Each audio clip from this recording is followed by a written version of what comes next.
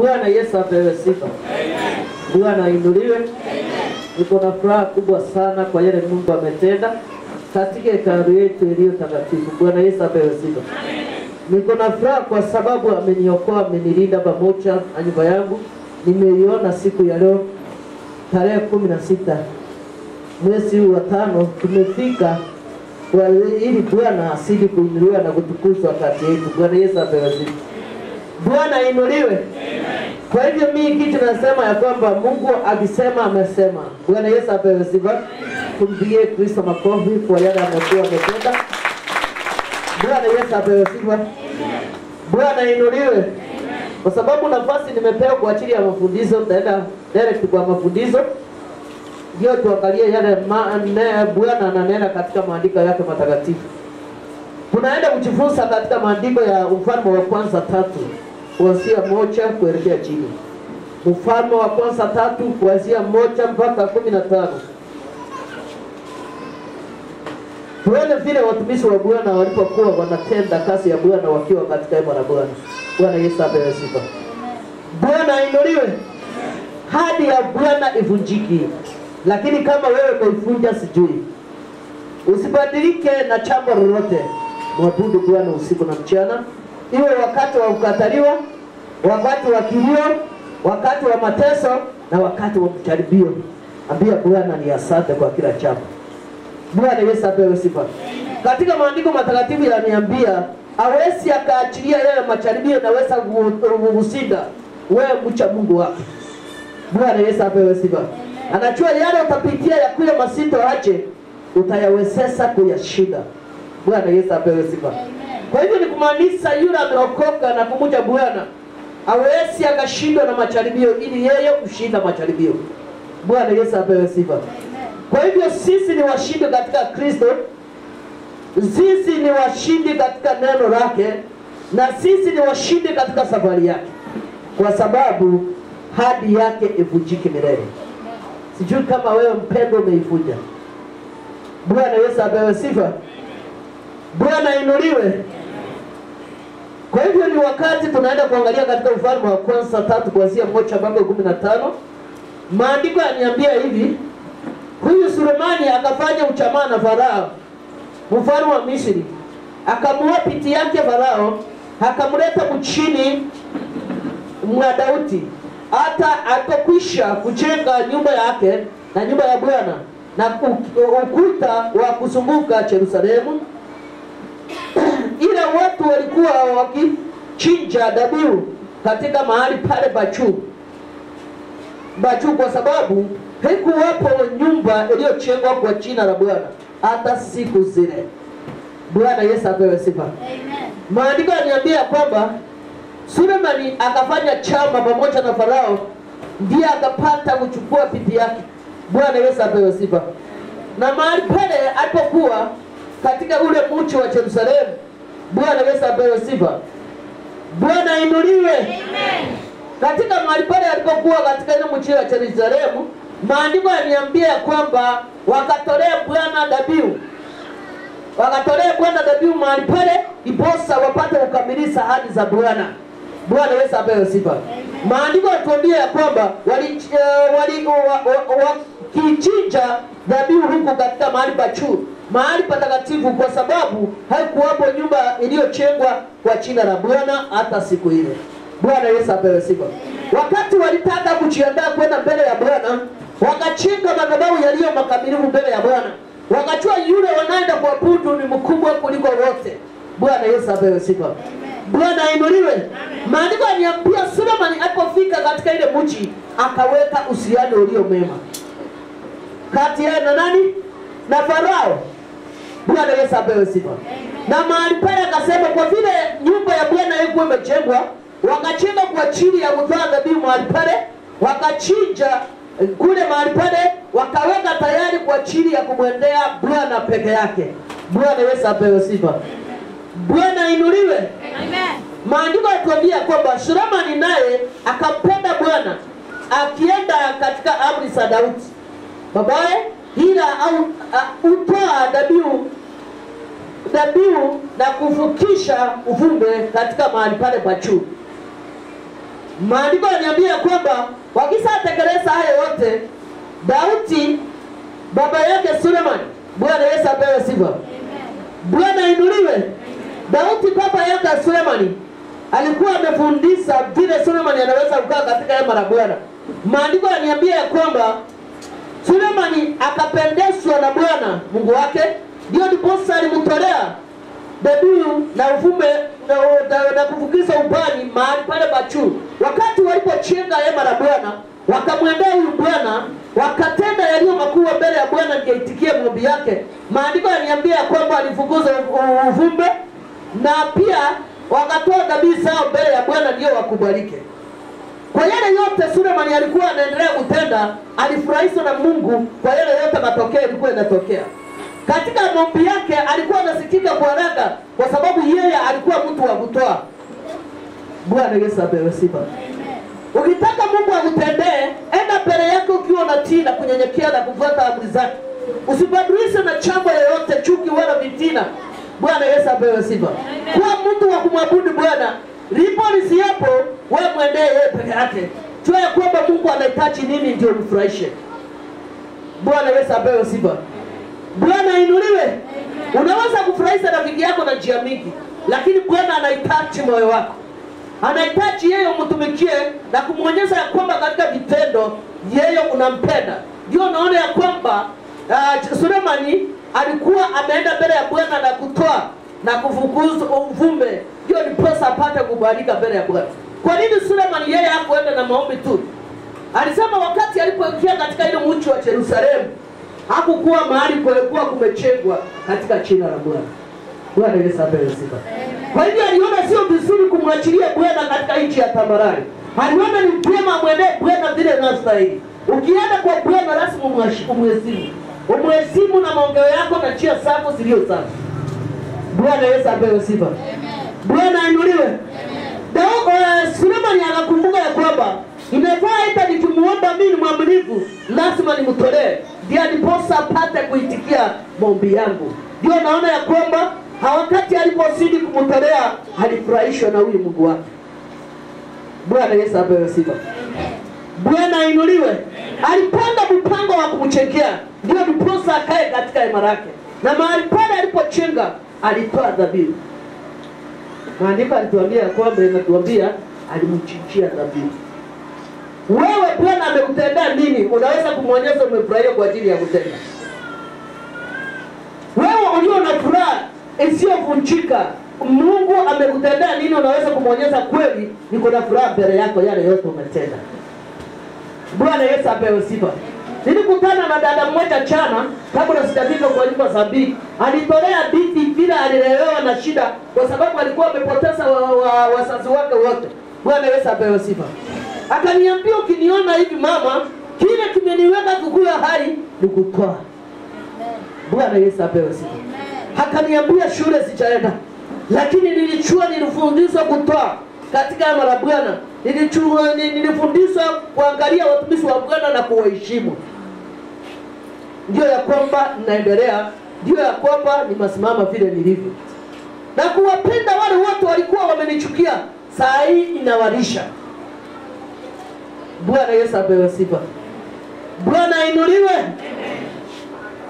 Bwana Yesu apewe sifa. Ndio Sulemani tunaona ya kwamba anasema yeye aliyojua ya kitu kinaweza kumpendeza Bwana baada ya kuchenga hema lake ni kumtolea mbele yake na kumwabudu katika roho yake na kweli. Kwa hivyo Sulemani alifuata njia za baba yake alipokuwa mfundisho. Bwana Yesu apewe sifa. Bwana inuliwe.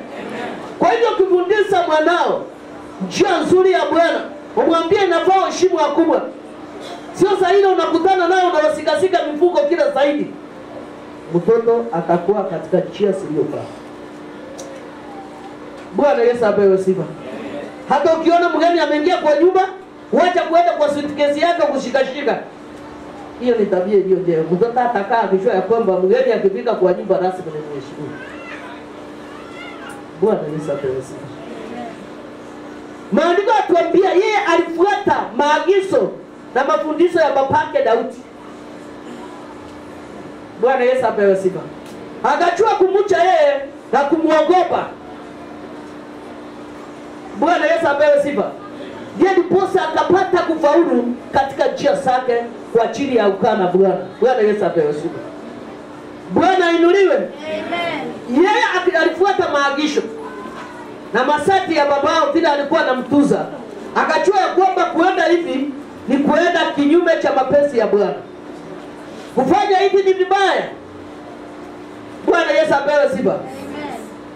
Ndio kwa sababu anaona aliweza yeye amchengee Bwana kabla hajaingia mahali pale Yerusalemu. Mahali atakapomwabudia na kumtolea mahali pale. Bwana Yesu apewe sifa. Hiyo dada alinipatia story vile alisambuliwa na wakora lakini hakuna hawakumuumiza. Aliwekewa sumu lakini hakumdhuru. Na yule alimwekea ndio anamulisha sasa. Akaniambia ukiniona hivi ona Mungu mbele yangu.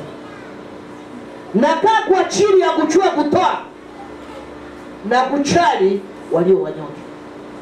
Mimi shule sijaenda lakini niko shahidi kwa wale wamesoma au wako vizuri. Haleluya. Kumaanisha kwamba ndani yake hakuna ujasiri, hakuna utu wa roho, hakuna huruma. Unajua ukiwa na utu wa roho uweze ukadhuru mtoto wa jirani yako. Uweze ukaenda kichini chini. Kila wakati okoka. Napenda kusema kila wakati kwa mnyenyekevu, kwa mtu unaomcha Bwana. Usibadilike na kitu kidogo. Ambia Bwana ni asante kwa kila jambo. Kwa sababu anasema wale wanaomcha hawezi akawaachilia majaribio pate kuwashika. Mcha Mungu. Heshimu wale wanaomcha Mungu ndio baraka isidi kuonekana katika njia zako. Bwana utambua walio wake. Bwana utambua wasio wake. Ndio kwa sababu aliweka Yerusalemu. Ndio kwa sababu aliweka paradiso na jehanamu. Bwana Yesu apewe sifa. Kwa hivyo kuwa kama Yesu, kuwa Yesu la Bwana. Kwa kila jambo muitikie, kuwa mtu wa kutii sauti yake. Tukisema tuvunje hii nyumba, tuchenge kwa mmoja wa kuziga uvunja. Bwana Yesu apewe sifa. Wacha kurudi nyuma kwa sababu pasta yako amefunja. Wacha tuone vile atafunja peke yake. Pasta yako anaweza kutumiwa machenzi kutoka Uganda wakuja wafunja na yeye. Na kazi ya Bwana endelee. Amen. Amen. Kazi ya Bwana ifanye nini? Wacha tuone vile pasta anaweza kuvunja ile. Bwana Yesu apewe sifa. Amen. Ngojea one vile pasta anaweza kuvunja, lakini Mungu anatuma walio wake wapate kuvunja na yeye. Haleluya. Bwana Yesu apewe sifa. Sulemani alijua vile anaweza kutii na ukaa katika Kristo. Hakupenduka mahali popote kwa ajili ya jambo fulani. Alisema kama ni wewe umenena, wacha nitii. Bwana Yesu apewe sifa. Taji imewekewa kwa kila mmoja anayetenda ya mazuri mbele ya macho ya Bwana. Taji itawekewa kwa wale waliasi. Taji itawekewa kwa wale wanaofunja agano. Taji itawekewa kwa wale wanageuka kwa dakika. Kwa sababu wanataka kuona pasta yetu atafunja hache ile nyumba. Taji imewekewa kwa wale wameamua katika safari ya Bwana. Sulemani aliamua katika Kristo, ndio kwa sababu alisema mtamchengea mahali pake pa juu, mahali patakatifu, mahali tutamtolea sadaka, mahali tutamwabudu katika roho yake na ukweli. Bwana Yesu apewe sifa. Wakati alipoingia kule Yerusalemu, alitenda kulingana na mapenzi ya Bwana. Tuendelee kusoma. Maandiko yananiambia kwamba 3, Sulemani naye akampenda Bwana akienda katika amri za Daudi babaye, ili utoa dhabihu na kufukiza uvumba katika mahali pa juu. Maandiko yananiambia kwamba Sulemani naye akampenda Bwana, akafuata amri za babaye. Bila alikuwa anamleleza kienda katika nyumba ya Bwana, basi mwisini wa watumishi wa Bwana. Ukiingia kwa watu wakubwa lazima uheshimu wakiongea na wewe uacha kuingilia katikati ongea. Ukienda mahali popote kwa mnyenyekevu ndio kucha mbele yake. Bwana Yesu apewe sifa. Maandiko yanatuambia kwamba yeye akafuata amri za Daudi. Akafuata amri za Daudi babaye ili akatoa dhabihu kule katika hema la juu. Bwana Yesu apewe sifa. Ine basi mfalme akaenda Gibeoni ili atoe dhabihu huko. Kwa kuwa ndipo mahali pa juu palipo pakuu. Sulemani akatoa sadaka 1000 za kuteketezwa juu ya madhabahu ile. Bwana Yesu apewe sifa. Maandiko yananiambia kwamba mfalme akaenda Gibeoni ili ndiposa aende kumtolea sadaka. Na mahali pale wakati Sulemani alipofika, maandiko yananiambia kwamba aliingia mahali pale pa juu. Sulemani akamtolea sadaka 1000 za kuteketeza juu ya madhabahu. Kwa hivyo kabla achaanza kutumikia Bwana katika mahali pale, maandiko yananiambia alimtolea dhabihu na sadaka ya kuteketeza. Bwana Yesu apewe sifa. Amen. Sadaka ya dhambi. Sijui kama wewe tunajua kutoa sadaka ya dhambi. Ama unaona kuishi na kuamuka ni kawaida. Wewe ndugu nikwambia kumaliza dakika moja, masaa moja sio kawaida. Ni kwa chini ya huruma wa Bwana. Kwa hivyo nafaa umtegemee usiku na mchana. Unategemea umhitaji kila wakati, unamhitaji huyu Bwana. Kwa sababu yeye ndiye atakuongoza katika safari ya wokovu. Yeye ndiye atangaza katika njia zako. Yeye ndiye atalinda watoto wako. Yeye ndiye atalinda familia yako yote. Yeye ndiye atakuja mbele yako ukiwa kazini, ukiwa safarini. Bwana Yesu apewe sifa. Ndio maandiko yatuambia walipokuwa kwenda kwa Gibeoni, mfalme akamtolea pia Sulemani, naye akatoa sadaka 1000 ya kuteketeza juu ya madhabahu. Alimtolea ndio Bwana amuitikie katika hema lake. Alitoa kwa ajili ya kungama dhambi mahali pale. Alijua ya kwamba yeye hajastahili mbele ya Bwana. Alijua ya kwamba kuna wale walikuwa wanahitaji kufika hiyo siku lakini hawako yote. Alijinyenyekea, akaona ya kwamba heri Bwana aweze kugusa moyo wake, lazima amtolee. Aungame dhambi, atoe dhabihu na sadaka ya kuteketeza, sadaka ya hatia. Ndio nirudie kusema kuishi na kuamuka sio kawaida mpendwa. Bwana Yesu apewe sifa. Mahali umefika sio ya kwamba wewe ni mzuri kuliko wale wameaga. Bwana Yesu apewe sifa. Kuna wale wakifukuzwa hospitali wanaenda saa hiyo hiyo. Kuna wale mnaamuka mnapata wamepoa. Lakini kuishi kwako ni kwa chini ya huruma na neema ya Bwana. Bwana Yesu apewe sifa. Kwa hivyo ni yeye umheshimu Bwana na njia zako zote na matendo yako. Umwabudu na umuogope. Kumwogopa huyu Yesu Kristo ni kuogopa kutendea mwenzako yaliyo maovu. Kuna kazini chali yule mwenzako kama wewe, muone ya kwamba ni kumchochea hii kazi yaise, watoto watalia na machozi yatamwagika kwa na kwako utakuwa laana. Ndio utaacho mahali pale ukidika, lakini utapata zile unafika unapata asitakuvoitika kwa sababu laana ya yule uliotoa mahali pale, machozi ikimwagika zile zako na upokea zinakuwa laana. Bwana Yesu apewe sifa. Sulemani yeye alikuwa mfalme, akachua vile anamwendea Bwana. Akamwendea Bwana katika sadaka ya kutoa. Akamwendea Bwana katika sadaka ya dhambi. Ndio bosa apate kukubalika mbele ya Bwana. Bwana Yesu apewe sifa. Bwana ainuliwe. Unaweza kuona kutoa ni vibaya, lakini ukumbuke dada tuliyokutana akaniambia ameishi kwa chini ya kutoa. Ameishi kwa chini ametoa. Ndio Bwana anamkumbuka, anamzingira. Hajatoa kwa ulevi, hajatoa kwa usharati, lakini ametoa katika hema la Bwana. Ndio wale walio huko wapate kuinuliwa katika kazi yake.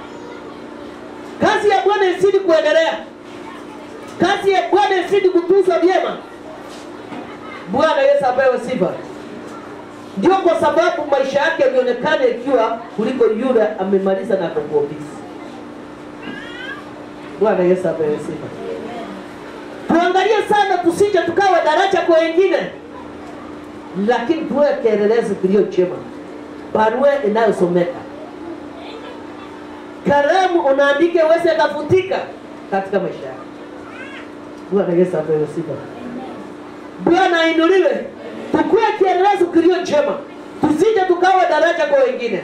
Tunaofukiza kula ng'ambo na tunarudi. Tuko pamoja lakini tumekwama kule mlangoni pa hema la Bwana. Hatutaki kuingia wala kutoka. Tuko mahali pale kwa ajili ya wakati. Na Bwana hataki yule ako kwa ajili ya wakati. Anataka yule wa kudumu ndani yake. Ndipo nisipo anamuita huyo Bwana. Bwana Yesu apewe sifa. Bwana ainuliwe. 5. Na huko Gideoni Bwana akamtolea Sulemani, akamtokea Sulemani katika ndoto ya usiku. Mungu akamwambia, omba utakalo nikupe. Maajabu. Wakati Sulemani alipomchekea Bwana, akaenda mahali pale akamtoa sadaka dhabihu iliyo njema mbele ya Bwana. Bwana Yesu apewe sifa. Wakati aliyopomtolea akaomba, maandiko yananiambia alitoa sadaka ya kuteketeza na akatoa dhabihu. Hapo mahali pale akaenda mbele ya Bwana, akamuita ya kwamba hatamuita lini tena. Sio wakati wa kuomba wa kubatiza, sio wakati wa kuomba ya kwamba kitu fulani iko. Aliomba ya kwamba hatamuita tena. Aliomba ndani yake ajue na ujasiri ya kwamba Baba atatenda, kwa sababu kila ametoa mbele yake ni kile kilio kizito. Bwana Yesu apewe sifa. Bwana ainuliwe. Kila aliyotoa mbele yake ni kile kilio kizito. Hakuona Bwana kumucha kumukua kuwa mfalme ni kwa ajili alikuwa mtoto wa mfalme. Ndio kwa sababu alimteua. Alijua kwamba Bwana kuteua kuwa mfalme ni gharama kubwa sana mbele yake, kwa sababu katika njia zake alimhitaji na alipendezwa naye. Bwana Yesu apewe sifa. Kwa hivyo wakati alipoomba na kumaliza, wakati alipotoa hiyo dhabihu na sadaka ya kuteketeza, Bwana akamuonekania usiku. Bwana Yesu apewe sifa. Maandiko yaniambia kwamba yeye akamuonekania katika usiku katika ndoto. Bwana akamwambia, omba unalotaka na mimi nitakupa. Sijui kama wewe Bwana akisema omba unalotaka na mimi nitakupa, utamwambia nini? Wengi watasema nataka masomo ya watoto kuwe sawa. Hiyo ni kawaida ya mwanadamu. Nataka nifanye vizuri. Hiyo ni kawaida. Nataka nisikose kulipa nyumba, upate kazi vizuri, lakini hata kumbuka nataka kuona ufalme wako. Hiyo ndio mwanadamu anaangukia. Anataka yale ya ulimwengu iko ya muda, lakini akumbuke ya kwamba ni Baba aishiye juu mbinguni anapeana hayo yote. Aliambia Sulemani, omba utakalo. Ningekuwa wewe mpendwa ambiwa omba utakalo, mtakupa utaomba nini? Bwana Yesu apewe sifa. Ni wengi wanaweka nadhiri lakini hawatimizi, kwa sababu ya msongamano wa ulimwengu, kwa sababu ya mambo mengi wamechao. Bwana Yesu apewe sifa. Bwana akija kwako ukisije kuomba atachelewa, yeye ukucha wakati ufaa. Vita ikiwa mingi, jua ya kwamba ni chakula cha kiroho. Jua ya kwamba Bwana anakuhitaji umuombe zaidi, ndio ndiposa aonekana katika kazini, katika familia yake na katika njia zake. Mimi nafurahia wote wale wanasimama katika neno wakiwa na majaribio mazito, kwa sababu yeye ukuja wakati ufao. Kuna wale wako katika safari ya wachakufa roho, wengi wamekataliwa, wengi wameanenewa maovu, lakini tena wanasema naenda mpaka mwisho. Bwana Yesu apewe sifa. Akamwambia ya kwamba omba chochote, ndio ndiposa nikupatia chochote utakayoomba. 6. Sulemani akasema, umemfanyia mtumwa wako Daudi baba yangu fadhili kuu, kadiri alivyoenenda mbele zako katika kweli na katika haki, na katika unyofu wa moyo pamoja nawe, nao umemwekea na fadhili hii kubwa, maana umempa mwanae wa kuketi kitini pake kama alivyoolewa. Sulemani alikuwa mwenye uchasiri na mwenye hekima na maarifa. Alipoonekaniwa katika ndoto, akasema, yale unanitendea ni vile uliotendea baba yangu, kwa sababu alikuwa anakufuata katika njia za haki na ukweli na unyofu wa moyo. Bwana Yesu apewe sifa. Amen. Ukiendelea kuomba mpendwa, Bwana hajachoka usikia ombi lako. Kama uchajibiwa, uliza ni kwa nini Bwana. Bwana Yesu apewe sifa. Amen. Nimeasi, nimeenda kinyume. Ukijua umeasi, tubu na umrudie. Wakati Sulemani alipokuwa ameonekania usiku na Bwana, alimwambia Bwana, yale umetendea baba yangu, kwa sababu ya kwenda katika njia za haki na ukweli na unyofu wa moyo, na unataka kumtendea mwanae, na umemketisha katika kiti yake. Bwana Yesu apewe sifa. Kwa hiyo Sulemani aliona kukaa katika kiti ya ufalme sio kawaida. Nataka munielewe wapendwa. Yuko na uongozi kazini, kwa na uongozi mahali huko, kwa na uongozi mahali hapa, cho ya kwamba wewe sio mtakatifu ni kwa chini ya neema.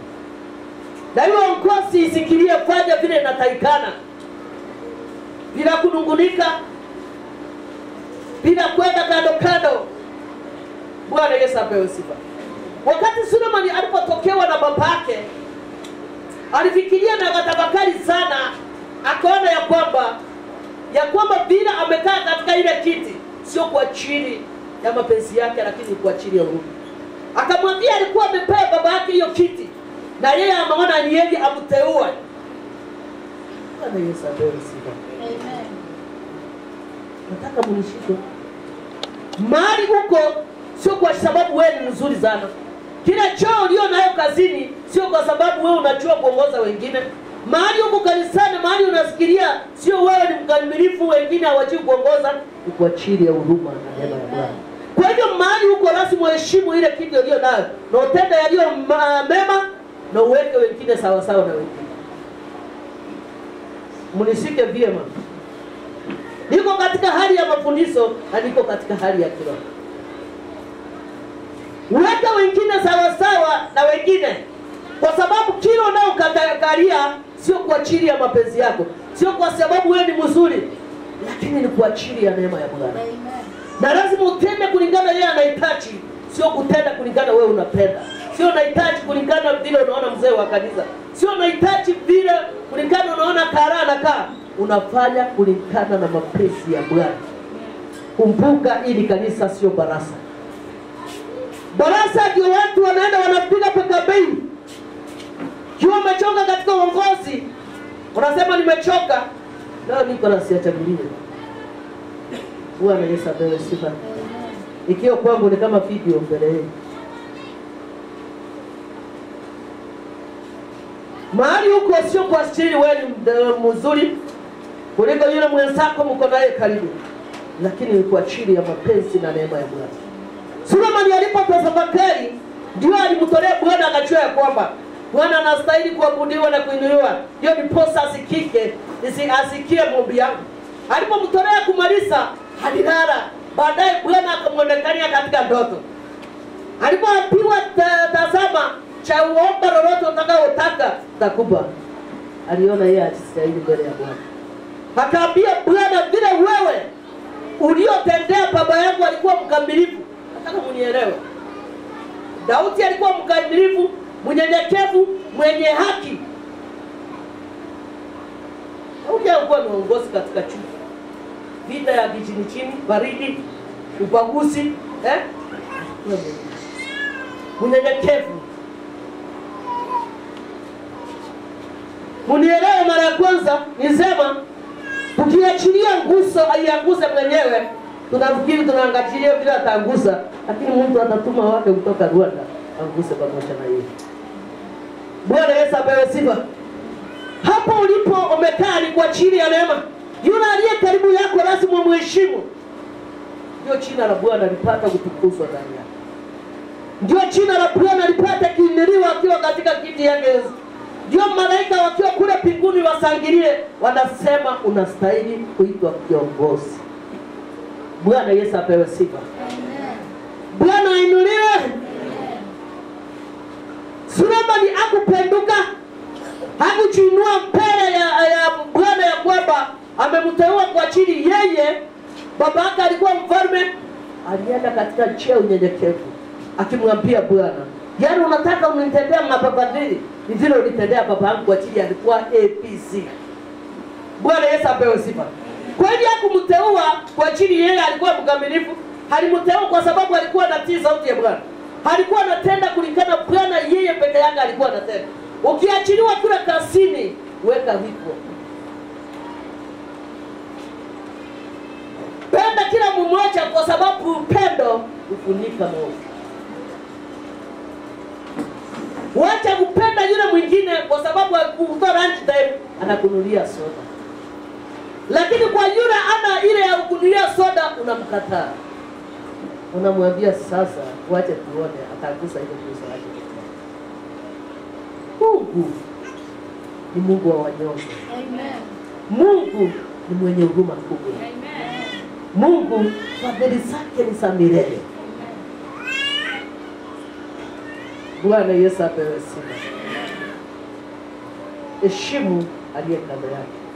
Ndio jina la Bwana liinuliwe mbele mbinguni. Malaika wakuu wasangilie wao wote. Sulemani akanyenyekea akasema, haya yote unataka kunitendea ni vile baba alikuwa hivi na hivi. Sasa afanye nini? Alienda mbele akinyenyekea. Akaona yeye hastahili kuitwa mfalme. Lakini yale yote Bwana alimtendea ni kwa ajili ya baba yake, unyenyekevu na haki. Unyenyekevu na haki, unyofu wa moyo. Yeye ndio kwa sababu amekaa katika ile kiti. Kumaanisha kwamba Daudi alikuwa anaombea watoto wake. Bwana Yesu apewe sifa. Bwana ainuliwe.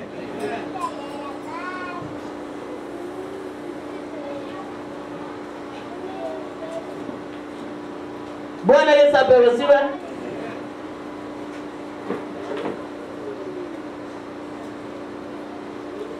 Saba yatuambia, na sasa hii Bwana Mungu wangu umetawasa niwe mfalme mimi, niwe mfalme mimi mtumwa wako badala ya Daudi baba yangu. Nami ni mtoto mdogo tu, sijui jinsi inipasavyo kutoka wala kuingia. Bwana Yesu apewe sifa. Amen. Yale aliyeleza Bwana akaona itatosa kumwelezea. Akamwambia umenifanya nikuwe mfalme badala ya baba yangu. Mimi ni mtoto, sijui kutoka na kuingia. Hajui kushawishi wenzake. Katika ule mfalme kulikuwa na mambo yaliyo mazuri. Anaweza kukutana na matusi, anaweza kukutana na wasimu. Wengine wanamtuzi, wengine wanamwambia apokea rushwa, lakini yeye alijiona kuwa mtoto. Bwana akinena. Bwana Yesu apewe sifa. Maandiko yatuambia kwamba 8, na mtumwa wako yu kati ya watu wako uliowachagua, watu wengi wasioweza kuhesabika wala kufahamiwa idadi yao, kwa kuwa ni wengi. Mwambie ndio umeteua mtumwa wako akae katika watu wasiosabika. Bwana Yesu apewe sifa. Na ni wengi kwa idadi yao. Kwa hiyo nipe mimi mtumwa wako moyo wa adili, wahukumu watu wako na kuwapanua mema na mabaya. Maana ni nani awezaye kuwahukumu hawa watu wako walio wengi?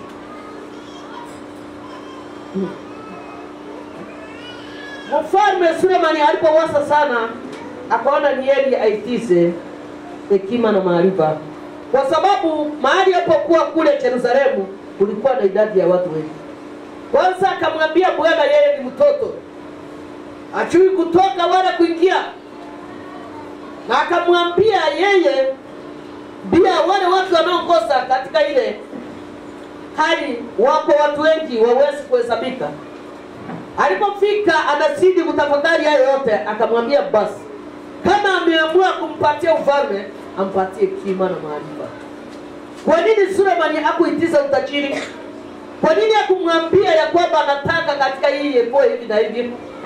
Lakini alimwambia kwa vile yeye ni mtoto na hawezi, ampatie hekima na maarifa.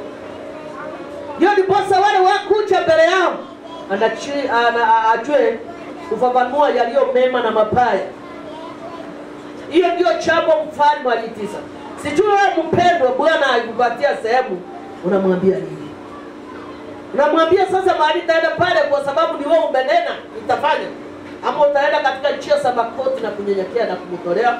Umwambie sasa kile nimetoa unisimamishe katika hilo. Nimetoa katika majukumu yako yote umenipatia, unilinde na unitenge na maovu. Bwana Yesu apewe sifa.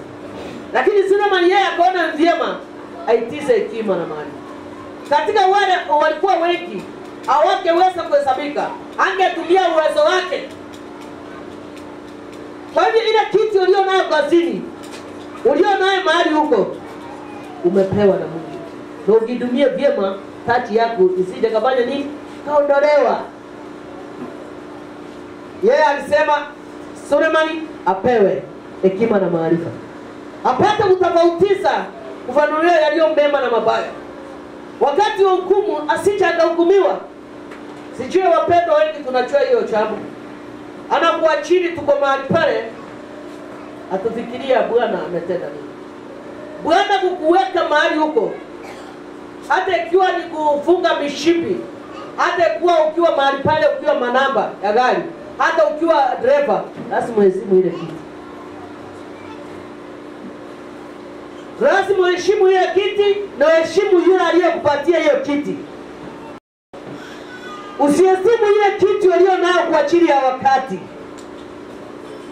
Bwana Yesu apewe sifa. Uheshimu ile kiti kama utaheshimu tena milele. Uwe mahali pale kwa ajili ya kumtumikia Bwana, kwa ajili ya kuogopa nikienda kinyume Bwana ananiona, sio fulani anakuona. Bwana Yesu apewe sifa.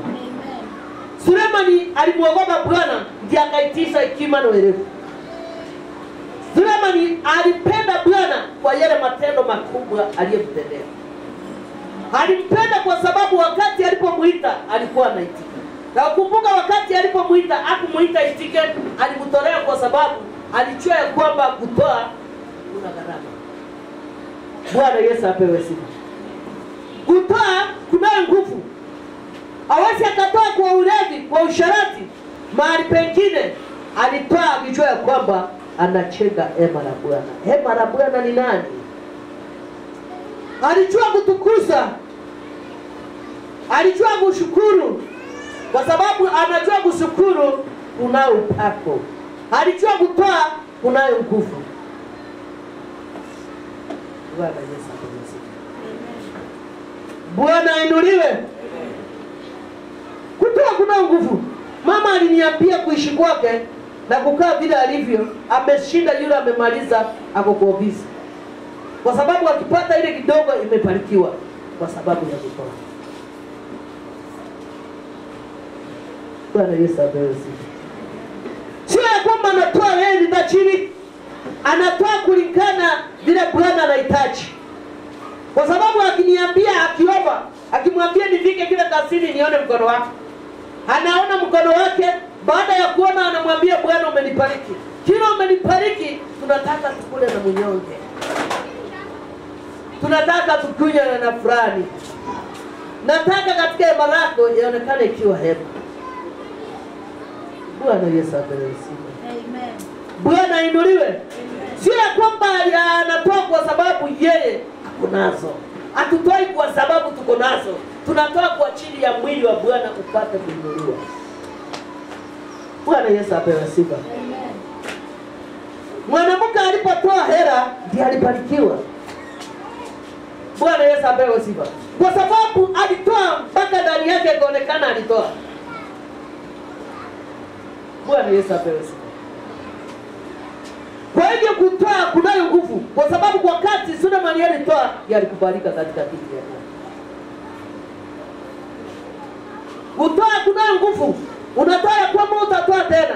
Unatoa ya kwamba utafikiria nimetoa kwa nini. Lakini umetoa kwa ajili ya kuchenga mwili wa Bwana. Mahali yako katika kiti yako Yesu anainuliwa. Malaika wanashangilia kwa sababu wanajua kila kiumbe kinachua maana ya kutoa nini. Bwana Yesu asifiwe. Nilikuwa na mfanyakazi mmoja nilipokuwa nimeachili. Bwana Yesu apewe sifa. Kaniambia kanisa alipokuwa anaenda, kuna mzee walikuwa wanashiriki na yeye, alikuwa na vizanga sana mahali anaishi. Akaniambia kule anaishi kwa sababu alinitiza ruhusa ya kuenda mazizi. Kamuuliza ni nani, akanipatia story. Huyo mzee alikuwa anasumbua wenzake na mpaka wa samba. Kesi kila wakati. Mpaka bishop anaambia tafadhali pastor ongea na fulani. Nataka mnishike. Wakati alimuonya, akafika wakati anakataa, anataka atoke kanisani. Alipofika kule nje, alianza kuongea juu ya watumizi vibaya. Nataka mnisikie. Ufungue macho. Mahali kila mtu akafungue macho. Bwana Yesu apewe sifa. Ndio anasemanga usipende kusoea watumizi wa Bwana sana. Kwa sababu utainuliwa. Enda kwake na unyenyekevu na roho ya kutii na kuongea ukweli. Usiende kwa ajili ya wakati. Mnisike, sijasema ya kwamba usikuje kukusalimia. Ukienda kwako ujue yale mambo utanena mbele yake ni yake na kweli. Bwana Yesu apewe sifa. Wakati huyo mzee alipofukuza kule kanisani, alifika kule nchi akaongea juu ya watumizi, juu ya viongozi vibaya. Akasema hata yule fulani hastahili kuitwa viongozi. Hamjayaona? Hamjayasikia? Tuko pamoja. Wakati alipoambiwa hivyo, akakaa mahali pale, mwishowe akatumana kanisani apewe fungu la 10 amatoa mwaka mzima. Tuko pamoja. Bwana Yesu apewe sifa. Bwana inuliwe. Akauliza ni pesa ngapi? Akasema ni 10,000. Wafuasi wakachanga wakamrudishia. Akumaliza mwezi alipocheka ugonjwa usilikani na kaaga. Na katika masisi yake huyo kijana alipopigiwa simu akaambiwa hakuna watu. Na kijana akamwambia kuja tu unisaidie kushika baba kwa sababu watu wamemkataa kwa ajili ya matendo yake. Ukiwa mzuri ukikufa matendo yake yaandamana pamoja na wewe. Ukiwa mbaya utasema, lakini mzuri atasaulika milele. Bwana Yesu apewe sifa. Bwana inuliwe. Alirudishiwa 10,000 akumaliza mwezi. Wafuasi walichenga wakamwambia nataka fungu la 10. Ndugu zilikuwa pesa ngapi? 10,000. Alirudishiwa akaenda akasidi kuongea akunyamaza. Alikuja akagojeka ghafla kufikishwa hospitali akakosa ni ugonjwa ina gani mwisho akaaga. Watu walikataa kwenda masisi kulingana na matendo aliyotenda. Bwana Yesu apewe sifa. Kwa hivyo kabla ujonena jambo lolote uogope Bwana. Sulemani alimuogopa Bwana kabla hajainama na kumuita. Akasema huyu Bwana anastahili kuinuliwa na kuabudiwa kwa sababu ametenda vile aliyotendea babangu. Ingefaa huyu mfalme aende tena kwa babangu, lakini aliona nipewe. Nitafanya nini? Akaona ni yeye amtolee na kumheshimu na kumuogopa. Bwana Yesu apewe sifa. Kwa hivyo Sulemani alitenda yaliyo mema mbele ya Bwana, ndiye akaitwa kuwa mfalme. Hakuenda kujipiga kifua, hakufika mahali pengine asema ya kwamba pana inguse wacha alianguse wenyewe tuone bila itanguza. Bwana Yesu apewe sifa. Bwana inuliwe. napenda kusema watumishi wa Bwana wanaombewa na malaika na manabii zaidi ya 100. Wewe unaopinga injili ya Bwana isiendelee, wewe unaopinga zawadi watoto wasipokee, wewe unaopinga ukisema wacha pastor tuone vile atagusa ile gwe, wewe unaombewa na nani? Kwa sababu ukijaribu kuombea maombi na katika napewa nyimbo ya kumsifu Bwana. Bwana Yesu asifiwe. Naambiwa sifu na sifu mpaka na sahau nilikuwa naomba. Ukaribisha malaika wanichulize ni wrong number. Ni wengi wanataka baraka wabarikize. Ni wengi wanataka huruma waombe. Pekee neema. Bwana Yesu apewe sifa.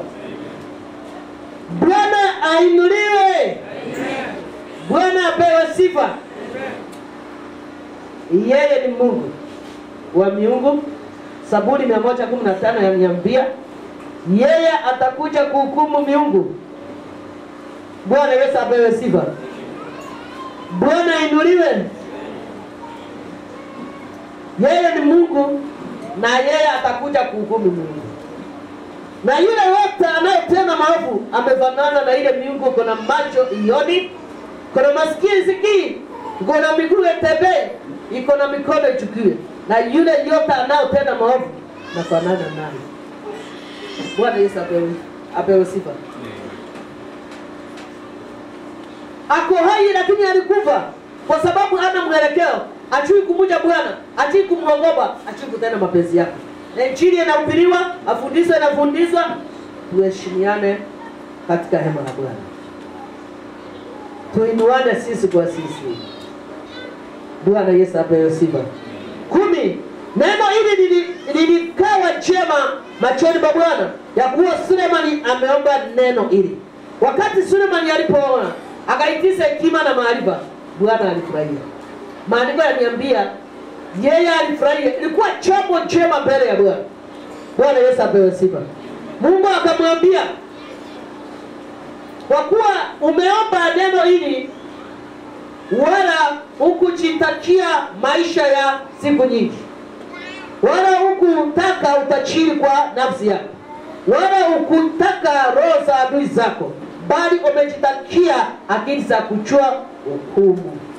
Basi tazama, nimefanya kama ulivyosema. Tazama, nimekupa moyo wa hekima na wa akili, hata kabla yako hapakuwa na mtu kama wewe, wala baada yako haitainuka mtu kama wewe. Bwana Yesu apewe sifa. Amen. Maandiko yananiambia kwamba Bwana alipotezwa na Sulemani. Kwa kila alipokuwa anaitisa ilikuwa jema. Akamwambia, wewe hujaitakia maisha marefu, kuombea adui yako maovu, kuombea roho za adui zako, lakini unataka hekima na kuchua hukumu. Bwana Yesu apewe sifa. Kwa hivyo akamwambia, mimi nimekupea na hakuna yeyote anaweza kuja mbele yako ama nyuma yako akiwa kama wewe. Kwa hivyo kuonekana ya kwamba yeye alimteua, hata yule atakayokuwa atakuja baadaye hatakuwa na akili kama yake. Bwana Yesu apewe sifa. Hatakuwa ni werevu kama wa Sulemani, kwa sababu chama aliyetiza mbele ya Bwana ilimuinua akiwa katika kiti yake Yesu. Bwana Yesu apewe sifa. Hakuchatakia maadui yake wapate kuangamia. Mwimbaji alisema, weka adui yake aishi miaka mingi aone vile anabarikiwa. Na hivyo ndivyo naenda. Hakutaka maovu kwa maadui yake, lakini aliomba hekima na busara. Alimwambia, niweke mahali pale kwa ajili ya kudumisha ahadi yako. Niweke mahali pale ndio ndiposo upate kuinuliwa. Bwana Yesu apewe sifa. Sijui wewe mpendo ukiambiwa ungeitiza nini?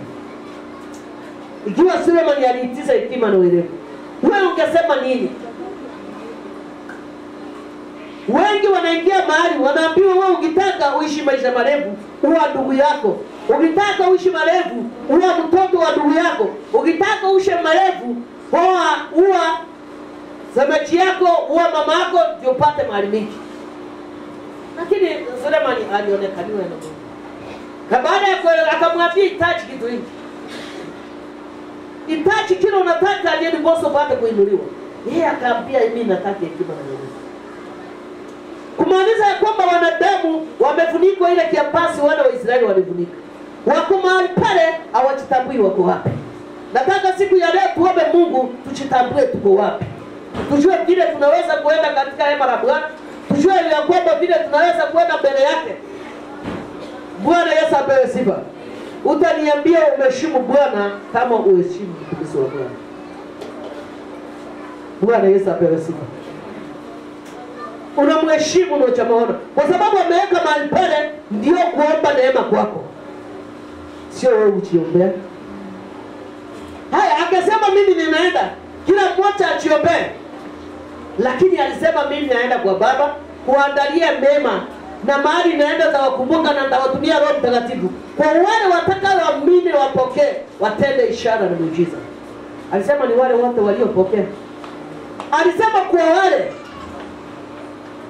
Bwana Yesu apewe sifa. Kwa hivyo neema tulio nayo ni neema ya Bwana. Na hiyo neema umeipokea si kwa ajili ya uwezo wako na nguvu zako. Umepokea kwa ajili ya Bwana. Ametuma mtumishi wake ndio upate kuipokea.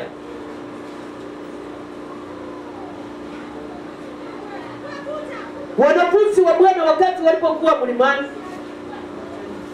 waliambia Bwana awafundishe vile wanaweza kusali. Bwana Yesu apewe sifa. Lakini sijaona hata mmoja akiniambia nawezaje kukaa katika hema ya Bwana nifuate njia zake na nikae nikimheshimu kufuata sheria zake. Hakuna. Wengi ukiona hapa niombee kazi, niombee ndoa ama ni uongo? Tuko pamoja. Niombee watoto lakini sijawahi kusikia mtu akisema niombee Bwana anichenge na nijue vile natafuta uzima. Kuomba muombe taomba. Lakini unaye na Mungu ndani yako. Na yule Mungu ndani yako ana wivu. Mungu wa milele akikaa ndani yako akuwagi na wivu. Tuko pamoja. Watoto wote ni wanabii na tunawapenda sana. Pigia watoto makofi. Tunafanya nini? Tunawapenda. Kwa sababu hao ndio Mungu ametubariki nao. Na lazima tufanye kulingana na mapenzi ya Bwana, lakini sio mapenzi ya mmoja wetu. Bwana Yesu apewe sifa. Amen. Bwana inuliwe. Amen.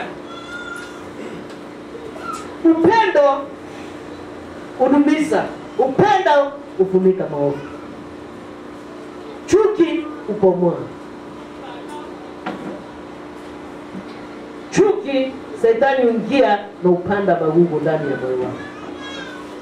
Bwana Yesu apewe sifa. Tuko pamoja. Nataka muangalie ninyi nyote hapa mbele. Hivi ndio natosana? Hapana. Hivi ndio natosana? Hapana. Kila moja iko na size yake. Hivi ndio natosana? Kisachie basi. Kama hivi ndio natosana, utatafuta njia ya kutosaniza hivi ndio? Hapana. Kwa hivyo yule aliyetumwa alikuwa na sababu. Bwana Yesu apewe sifa. Amen. Niliona kwa TV jana mmoja alitoa ushuhuda, alikuwa na akasema yeye aliomba Mungu sana amsaidie.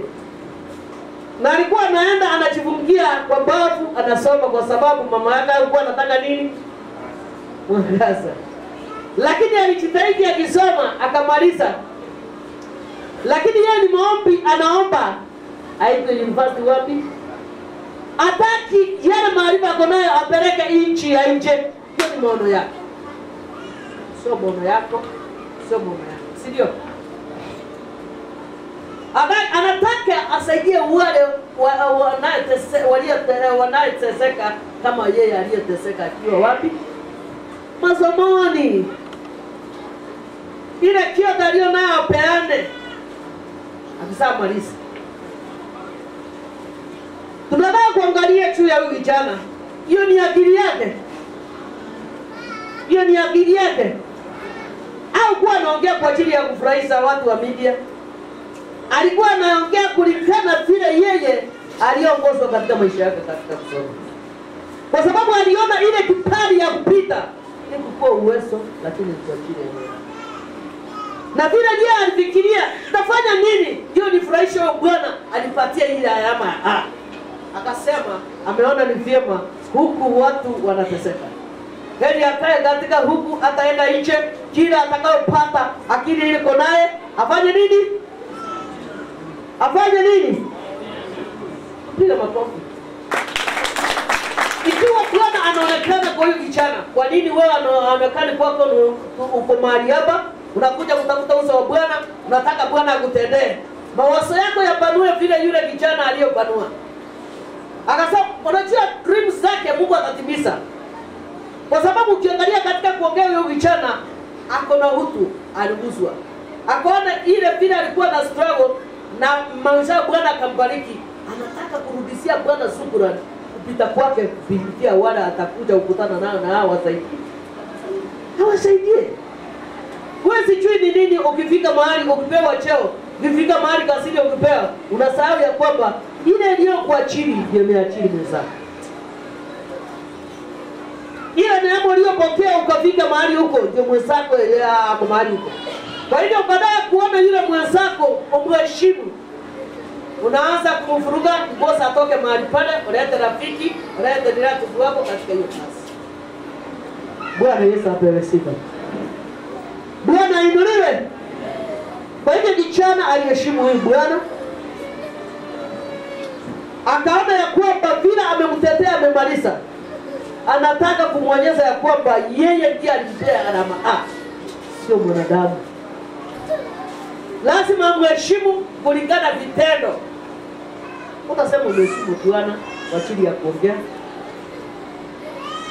Umeheshimu Bwana katika vitendo.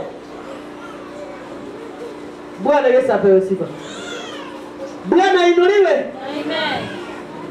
Niliona mahali pengine kulikuwa na shule ilikuwa imechengwa ya matobe.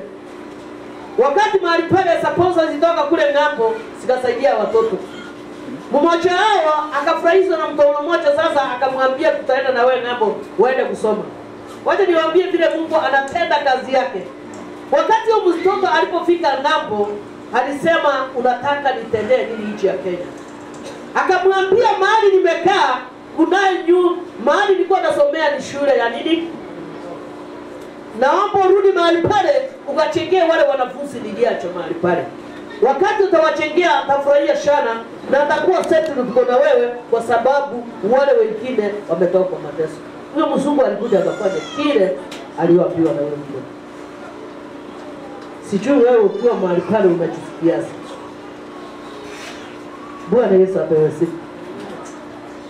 Sijui unaonaje? Hii dunia vile inaenda sio yetu, sisi ni wapitaji. Tunataka kushikana mikono. Tunahitaji yule amelemewa tumvumilie. Tufanye nini? Tumvumilie kwa sababu hata siku moja yeye atainuliwa. Kwani atakaa kule fundini. Bwana Yesu apewe sifa. Bwana inuliwe. Hawezi akaa kule kwa mfupi. Lazima inuliwe. Ukikaa katika kumvumilia na kumwombea atainuliwa. Bwana Yesu apewe sifa. Bwana inuliwe. Tuendelee kusoma. Tunaenda katika Bwana akamuhidi Sulemani akamwambia hakuna yeyote atakuja mbele ama nyuma yake kama yeye. Kwa hivyo amembariki mtoto. Kwa sababu ameitisha hekima na maarifa ya kuongoza watu wake. Hakutaka utajiri, hakutaka nyumba nzuri, hakutaka kazi nzuri, lakini aliitiza vile anaweza kukaa ndani yake. Haleluya. 13. Na mambo yale usiyoomba nimekupa mali, fahari, hata apata kuwa na mtu katika wafalme kama wewe siku zako zote. Akamwambia kwamba yeyote yala ameitisa hakuitiza amempea, kwa sababu yeye alitiza kitu ya damaa kubwa. Bwana Yesu apewe sifa. Akamwambia hivi yote hata mali nimekupea, kwa sababu yeye Bwana alipendezwa naye. Unaweza kufanya kitu Bwana apendezwe nawe. Unaweza kuinama mwambie Bwana, katika nyumba yangu niko na vita. Watoto wangu wamekuasi, wameenda kinyume chako. Unawatolea sadaka ya hatia na kutekeleza kwa siri ya makosa. Mwambie Bwana, nakulilia kwa sababu najua wewe ni wa kuinua, wewe ni wa kubadilisha, wewe ni wa kugusa. Usiache wakangamiwe. Utenda tu jambo moja, nione ya kwamba Bwana uko ndani yako. Atuombe Kristo tukibatiza. Tunaomba ya kwamba hatutaomba tena. Mimi napenda kuambia wapendwa, ukianza kuomba jichunguze. Usiombe kwa chini mwenzako anaomba. Usiombe kwa chini imefika wakati wa kusifu na kuomba. Omba ya kwamba utainama tena kuomba. Uone yale Bwana atakutendea. Bwana Yesu apewe sifa. Omba ya kwamba utaomba tena. Omba ya kwamba hiyo ndio wakati utaomba mpaka mwisho. Hakuna wakati utapata time ya kuomba, kwa sababu kuamka na kulala kwa ujui, yule anajua ni baba. Kwa hiyo uwezo ukajua ikifika saa 10 itaanza nini. Hatujui tukifika saa 11 kama tutakula ile chakula, lakini tunaikula kwa uwezo na nguvu za Bwana. Bwana Yesu apewe sifa. Ndio kwa sababu aliambia Sulemani, kwa sababu ukuitiza mali nini, nikupatia ile yote ukuitiza. Bwana Yesu apewe sifa. Bwana inuliwe. Nawe 14, ukienda katika njia zangu na kuyashika maasia yangu na amri zangu kama baba yako Daudi alivyokwenda, basi nitazifanya siku zako kuwa nyingi. Bwana Yesu apewe sifa. Hebu turutie mstari wa 14. Bwana akamwambia Sulemani, nawe ukienda katika njia zangu na kusika maasia yangu na amri zangu kama baba yako Daudi alivyokwenda, basi nitasifanya siku zako kuwa nyingi. Akamwambia, nimekupatia hata ile ukuitiza. Na akamwambia, hata ikiwa nimekupea, nataka mnielewe vyema. Napenda. Akamwambia, hata ikiwa nimekupatia ile ukutaka, ukuitiza. Akamwambia Bwana akanena, akamwambia kwamba kitu ya kwamba usike sheria zangu, amri zangu na masia vile babako alipokuwa amezisika. Bwana Yesu apewe sifa. Bwana inulia. Amen. Na akamwambia, ukisika amri zangu na masia yako, nitafanya siku zako ama miaka yake ikiwe. Bwana Yesu apewe sifa. Kumaanisha kitenda kulingana na mapenzi ya Bwana bila kupagua. Unajua tukiendelea zaidi inasema ya kwamba Bwana aliachilia wanawake wawili wakuja kumjaribu. Ati walitokea mahali ghafla wakiwa wanasema tunataka hivi, tunataka hivi. Hiyo ni majaribio. Unajua kuna majaribio mpendo unaweza kuja kwako kukuchenga katika kukuchenga katika kiroho. Kwa sababu usipokuwa na neno ndani yako, wokovu wako utakuwa kule. Utafikiri utatoa shuhuda wa kweli, lakini usiku ulali. Bwana Yesu apewe sifa. Bwana inuliwe. Akamwambia, utakapofuata maagizo yangu, sheria zangu vile baba alifuata, utaishi siku mingi. Bwana Yesu apewe sifa. Na haya yote nimekutajia utadumu naye. Bwana inuliwe. Bwana inuliwe. Amen. Ndio naona ya kwamba ukienda mahali kuna masharti yake, ukifika kanisani kuna amri, kuna katiba, si ndio? Ama nyinyi hamna katiba? Na katiba ndio tunasema katiba iheshimiwe. Ikifika ni wakati tunafuata katiba, bana chukia Nicholas. Ati Nicholas ananifuata ananisumbua. Ati ni mimi wanaona. Na Nicholas na yeye akuwe mtu wa transparent, anasema ukweli bila ubaguzi. Maandiko yanatuambia ukifuata amri na nini? Na mausia na sheria zangu kama baba yako utaishi miaka mingi. Kwa hiyo atambariki hivyo, amempatia masharti ya ukaa katika neno lake. Na vile vile katika kanisa leo mko na masharti. Kwa hivyo ikifika ni wakati wa katiba, tufanye kulingana na katiba. Hatutasema ya kwamba fulani amenionea, wewe ni rafiki yangu niweke kando. Tuweke kando na chuo utakuliwa. Kwa sababu ukutenda kulingana na ile kitu uko nayo. Umetenda kulingana hali ya kupendelea. Kwa sababu maandiko yatuambia yeye alifuata sheria na masharti ya Bwana. Hakuenda katika njia ya kubagua ama kupendelea, alifanya kulingana na ile kitu aliyopewa. Na ile katiba. Bwana Yesu apewe sifa. Bwana inuliwe. Ndio Bwana akamwambia Suleiman, ukifuata yote nitakuongezea mazibu. Kwa hivyo mahali huko katika kitu unayokalia, ukitenda kulingana na hiyo kitu, Bwana atakubariki. Lakini ukienda unapaua, unasema leo fulani na rafiki yangu, ule sio rafiki yangu, wacha nimfunike, utakuja kuhukumiwa kwa ajili ya damu yako. Bwana Yesu apewe sifa. Bwana inuliwe. Kwa sababu ulifunika maovu, ukidanganya umati wa watu ni ukweli. Ni ukweli. Na hili hali sio ukweli. Kwa hivyo ile kichao unaopewa uyesimu ukweli transparent. Bila kulala kando kando. Bwana Yesu apewe sifa. Ndio Bwana atakubariki na kuinua mali. Bwana Yesu apewe sifa. Nyingine na ya mwisho. Naye Sulemani akaamuka na kumbe ni ndoto. Hayo yote Bwana alikuwa ananena na Sulemani akiwa katika ndoto. Amemwambia vile anaweza kukaa, na Sulemani akaongea na yeye, lakini mwisho Sulemani wakati alipokuwa ameamuka alistuka kwa sababu alipata ndoto. Bwana Yesu apewe sifa.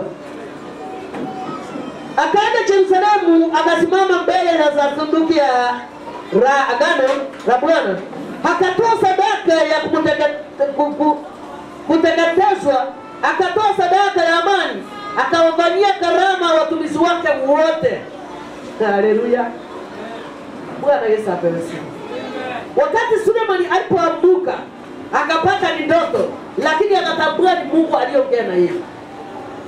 Alienda, maandiko yatuambia alienda Yerusalemu. Wakati alipofika kule Yerusalemu, akaingia mahali pale, akaenda mbele ya sanduki la agano la Bwana. Bwana Yesu apewe sifa. Maandiko inatuambia kwamba alitoa sadaka ya kuteketeza, sadaka ya hatia. Mwambie Bwana, ikiwa nilitenda kinyume juu ya huyo umati wa watu unisamehe. Kabla sijakuwa kiongozi. Kabla sijakuwa kiongozi unisamehe. Kuwa kuna mtu nilikosa alisamehe. Akatoa sadaka ya kuteketeza. Bwana Yesu apewe sifa. Akatoa sadaka ya amani, ya kwamba jambo lolote lilipotokea akionekana kati ya watu kuleta amani. Bwana Yesu apewe sifa. Bwana inuliwe. Ndio mara mingi nasema ukienda mahali popote, kwa kutembelea rafiki yako acha amani. Kuna wale wanatembelea wengine kazini wanaacha kazi yake. Kuna wale wanatembelea rafiki yake kwa nyumba yake wanaacha vita usiku. Ni uongo. Lakini unaona huyu alifanya nini Sulemani? Alitoa sadaka ya amani. Akisimama umati wa watu, jua walikuwa na vita, amani na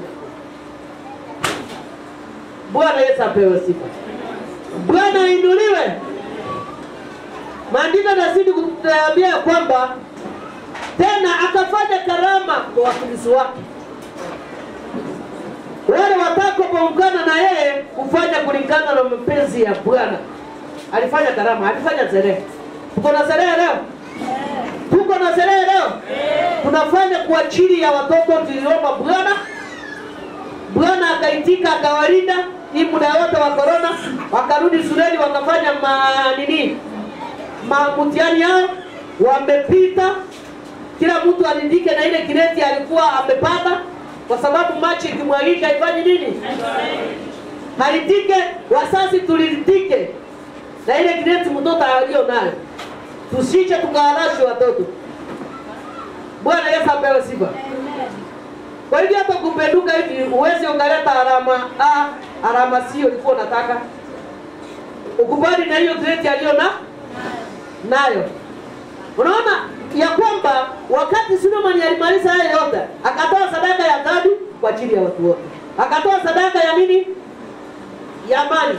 Kila mahali angapo katika mkutano ukiwa kuna fujo, Mungu aonekane. Akatoa tena sadaka. Bwana Yesu apewe sifa. Amen. Akafanya karama kwa ajili ya utumishi wake. Bwana Yesu apewe sifa. Amen. Kwa mfano tuko na karama kwa ajili ya watoto walitenda vyema. Mkumbuka mara ya kwanza niliwaambia kwamba watoto ni wanabii, sio mtoto wao. Bwana Yesu apewe sifa. Watoto wote ni wanabii na tunawapenda. Tunawapenda vile walivyo na kila alama walipata tunaipenda. Kwa sababu hapo ndiye aliwezesha kupata kila alicho nacho. Nataka mnielewe vyema. Hakuna story, hakuna hali ya uchaji. Wewe jichaji mwenyewe. Ikiwa uko na chaji, jichaji mwenyewe kwanza. Kwa sababu hiyo yote tumeipata kwa ajili ya uwezo na neema ya Bwana. Amen. Bwana Yesu apewe sifa.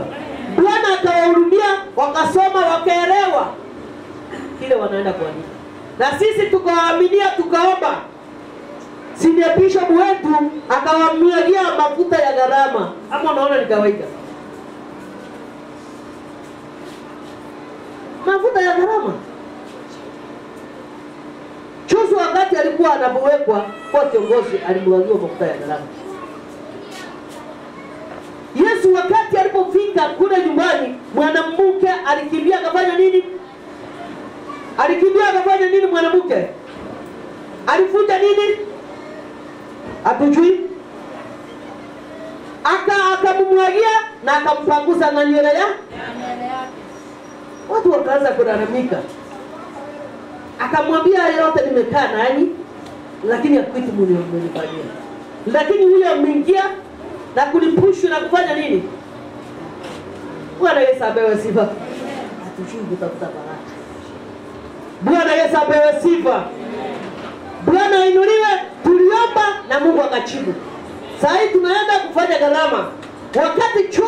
Wakati Suleiman alimaliza, alitoa sadaka, akatoa sadaka ya amani na mwisho akafanya gharama. Vile ile tunaenda kufanya kwa watoto.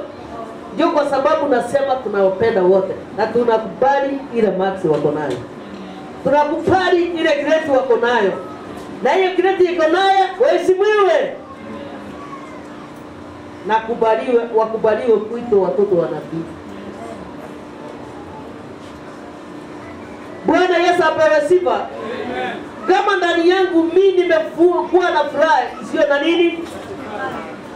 Kwa sababu wakati huu tumeama hapa ni baraka kubwa sana kupeleka watoto ile university. Hiyo ni kibali kwa sababu Mungu anasema nitawatuma wapi? Baada ya kutuma mtihani tamakiwe taisha watoto wapate kuinuliwa. Wacha kuuliza kwa nini huyu hakuinuliwa? Kwa nini huyu aliinuliwa? Hiyo ni kazi ya Bwana. Sisi tunaomba na Mungu anatenda. Hatuwezi tukumjaji kwa nini Bwana ulifanya hivi. Yeye anajua kwa nini alifanya. Bwana Yesu apewe sifa. Yeye alijua kwa nini alifanya. Ndio kwamba naliambia mwanzoni ili dole itosali yote. Wanafunzi tukiomba, mnaenda mnachukua kitabu mnasoma. Sio tunaomba mnaona miujiza mbele ya kupita mtihani. Unielewe? Tukiomba inafanya aende ufanye bidii. Kwa sababu bidii huleta success. Tuko pamoja. Hadi wakifanya nini? Days. Kwa hiyo kuombea sio kwenda kukaa ati niko na nabii utaombewa. Utaombewa ufunguke macho ndio upate kusoma. Sio utaombewa ukae ungojee mtihani. Tuliomba na wao katii. Wakaenda wakakaa, wakasoma. Kulingana vile yule alielewa na akanena na Mungu wake. Kwa sababu anasema tumuite kwa kila jambo, si ndio? Tulimuita tukaachia Mungu. Na Mungu tukaambia sasa endeni mfanye nini? Mkaleta ile nyama kutoka kwa msitu. Wakaenda, wengine wakasabeni, wote wakasabeni kulingana na uwezo wa kila mmoja akapokea kile chakula. Kwa hivyo ni vyema tuheshimu ile max walio nayo na ile grade walio nayo. Bwana Yesu apewe sifa. Tunafurahia. Bwana Yesu apewe sifa. Kwa sababu hakuna alifeli. Wote walipita, wengine university, wengine college. Hiyo sio shukrani kwa Bwana. Tupigie Kristo makofi ikiwa ni shukrani na vigelegele. Wengine wanaojiunga university, wengine college, wengine secondary, wengine nursery school, wengine provincial. Kwani tuweza ache tutambia Mungu nini? Tutacomplain, tutateta. Ama tutambia Bwana ni asante. Hilo nipa kwa mtoto wako. Nimekubali. Kubali. Tukubali, tuendelee kumwabudu Bwana. Tuendelee kumtolea shukrani, tumwambie ni asante kwa yale yote umetenda. Bwana Yesu apewe sifa. Tuvunje hii nguzo pamoja. Sio kuangalia vile mwingine atavuja. Tuambie Bwana sasa hii safari anataka mkono. Katika hii safari anakuhitaji wewe. Tumtolee Bwana tukisema ni asante. Bwana Yesu apewe sifa. Bwana ainuliwe. Kwa hivyo sina mengi, nashukuru Bwana kwa yale yote ametenda. Kwa sababu yeye ni mkuu kuliko Mungu. Yeye ukucha wakati ufao. Na katika maandiko ya Falme tumesema tunaona ya kwamba Suleiman alistahili kuitwa mfalme. Bwana Yesu apewe sifa. Na sisi tupenye njia mahali pasipo na njia, tuombe Bwana atufungulie njia, tujue kwamba Suleiman kile aliyotenda, tuende mbele ya Bwana, tumwambie kwamba tumetenda, tumeasi, tunataka tufananishwe kama Yesu wako sote. Bwana awabariki. Praise God. Praise God, church.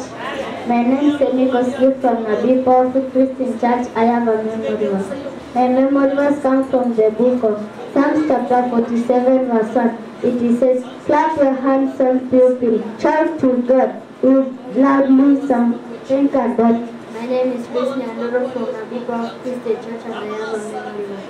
My memory verse comes from Psalms 151 verse 1 to 2. It says, I look up from the mountain, where my help comes from. My help comes from the Lord, who made heaven and earth. Thank you and well.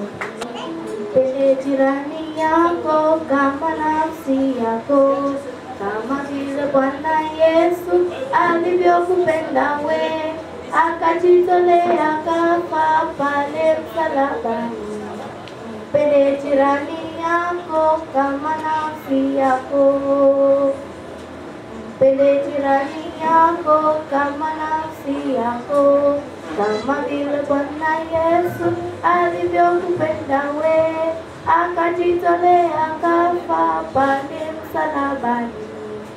Mpende jirani yako kama nafsi yako. Ewe ndugu yangu, mpende Bwana Yesu, siku ya hukumu Bwana atahukumu. Nilikuwa mgonjwa hukunitazama, mpende jirani yako kama nafsi yako. Ewe ndugu yangu, mpende Bwana Yesu, siku ya hukumu Bwana atahukumu. Nilikuwa na njaa hukunipa lishe, mpende jirani yako kama nafsi yako. Mpende Bwana Yesu kwa heshima yako yote, kama vile Bwana Yesu alivyokupenda we, akajitolea kafa pale msalabani. Mpende jirani yako kama nafsi yako. Ewe ndugu yangu, mpende Bwana Yesu, siku ya hukumu Bwana atahukumu. Nilikuwa na njaa